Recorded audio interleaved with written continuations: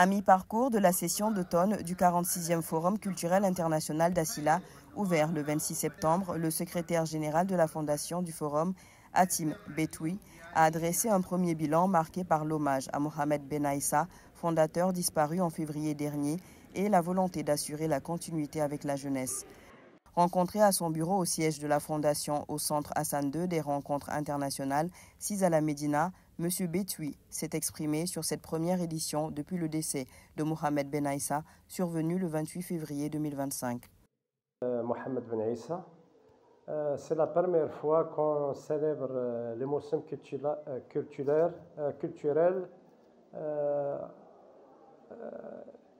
depuis son décès le 28 février 2025. Mes amis et mes partenaires au Moussem culturel et à l'association Asila Forum Foundation, on est très content car on a réussi que le festival reste comme avant.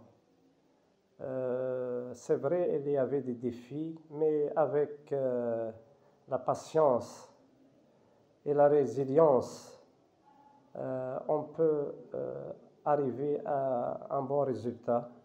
Et nous étions contents aussi à la grande participation des amis d'Asila, des anciens ministres des Affaires étrangères africains, européens et arabes, et aussi des intellectuels et les artistes et les hommes des médias. Un ouvrage collectif regroupant témoignages et articles sur Mohamed Ben Aïssa a également été publié. Rappelant le rôle fondateur de M. Ben Aïssa, le secrétaire général a noté que la ville a connu une transformation majeure grâce aux infrastructures culturelles créées depuis 1978. Il a fait son travail à la base de la culture